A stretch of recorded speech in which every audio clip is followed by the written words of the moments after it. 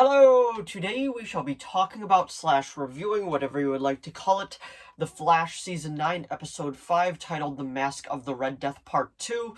If you saw my other reviews, I've done the first 4 episodes so far of this final season. I plan on doing it all the way up until the end, and there are 13 episodes, but I'll give you my spoiler-free thoughts first, and then we will get into spoilers. So if you do want to hear my thoughts on the episode before we get into spoilers, that will be at the beginning. So anyway, without further ado, shall we begin?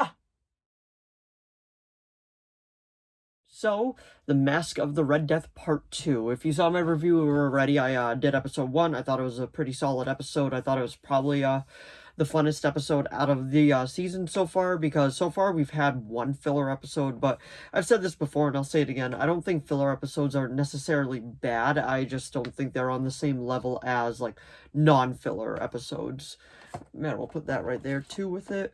That was part of my haul video if you saw that. But anyway, if you don't know where the last episode ended off, there will be spoilers in this review for the last episode as well right now, so that is your warning.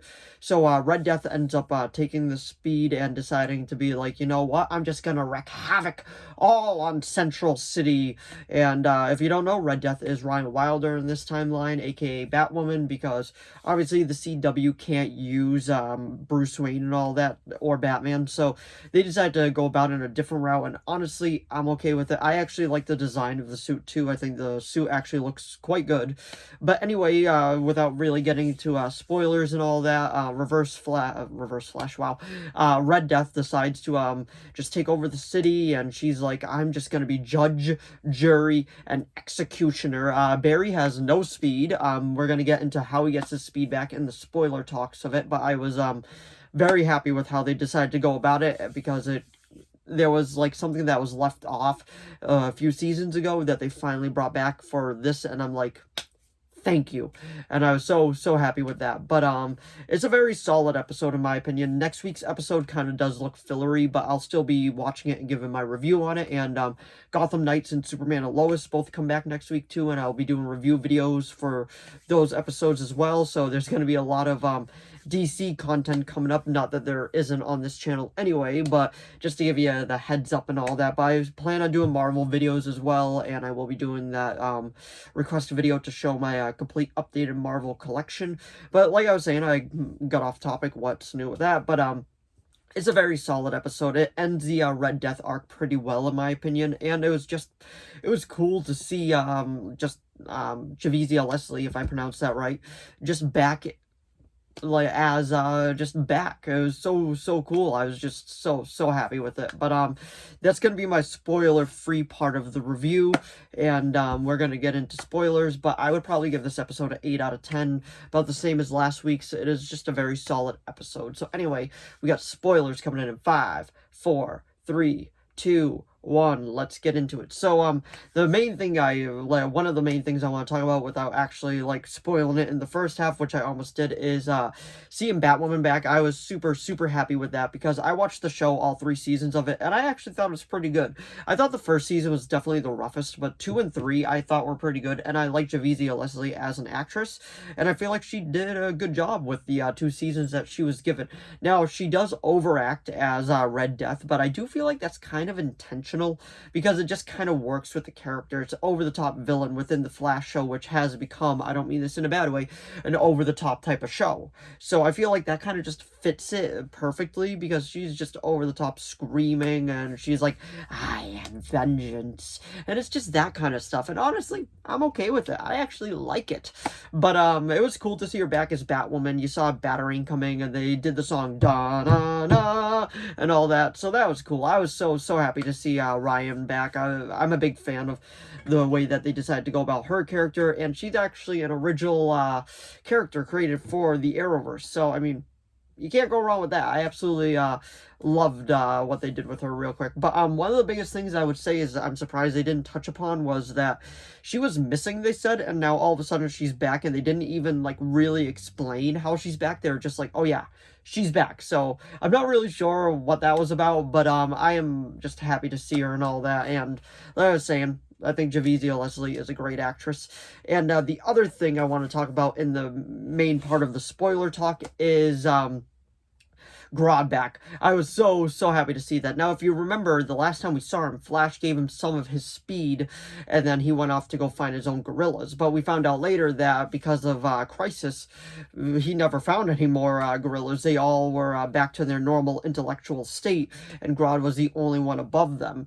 So he ends up working with Red Death to mind control, just telepathic her all around the city, which was one of her big game plans because she couldn't go back to her time. So she decided just to take it out that way, which I was fine with. That's a fine final goal for a villain, and I feel like it worked well. It worked fine in my opinion. But anyway, so Flash goes to visit Grodd. It's the same voice actor back again, and I gotta say the CGI on Grodd actually looked pretty good. I'm not one to knock on CGI because I understand how much it takes and all that to just truly like just get the CGI done. So I'm not here to be like, oh, the CGI looked terrible, or the CGI looked great. Like, I'm not here to be like that. But if it's good CGI, I'm gonna call it out. But I'm not gonna be like, this CGI looked like crap. I'm not into that. But anyway, as I get sidetracked again, I just Grodd looked really good, and it was the same voice actor. And then Flash promises to help him find more of his kind and just bring back the intellectual gorillas. And so Grodd gives him back his speed, and that's how Barry gets his speed back. And I was actually very fine with that because we finally got to see more of Grodd. We got to see where his story led because we didn't know last time. Last time we saw him, the story was just over. Like, we don't know what happened afterward. So I was very happy with that. And then the big final battle at the end between Flash and Red Death was awesome in my opinion.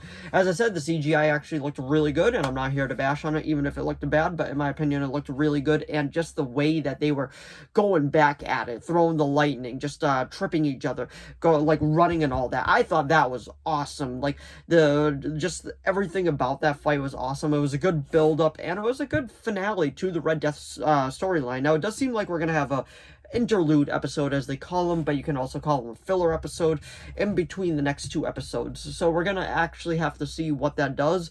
But if you don't know from the last episode, Chillblaine kind of turns good again, and Joe West officially announces that he is gonna move away with baby Jenna, which is missing, well, not missing, but she's not shown again even after we saw her last time. And like, Joe's gonna move away, and then Cecile's gonna visit on the weekends, and I thought that was a fine way to write out Joe West. I'm sure he'll be back for the series finale, but it was just cool to see him back again, and it was a fitting ending, and they said goodbye to him. And Chillblaine is on the good side again because he realized, yeah, Red Death was just a psychopath. But anyway, that was my review of this episode. I thought it was a really solid episode. It's my favorite of the season so far, but we'll see how that goes because this is only episode 5 of 13, so there's a lot more coming.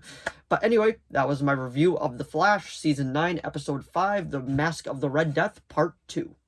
So if you enjoyed this video, please give this a like and a subscribe so I know to keep making more of these. If you have any video requests, please leave them down in the comments below. I'll do my best to reply. As of now, I have a few video requests, and those are being made. And if you have any others, just let me know down in the comments below. And as long with it is my capability of making it, I will be making it. And let me know what you thought of this Flash episode down in the comments below. Did you like it? Did you love it? Did you hate it? Did you think it was just okay? Let me know. And I did get to see Creed 3, so I will be uploading a review video for that as well. And I am going to be going to see the new Scream movie, and I will be uploading a review video for that as well once I see it. But anyway, thanks for watching as always, and I'll see all of you in the next video. Bye!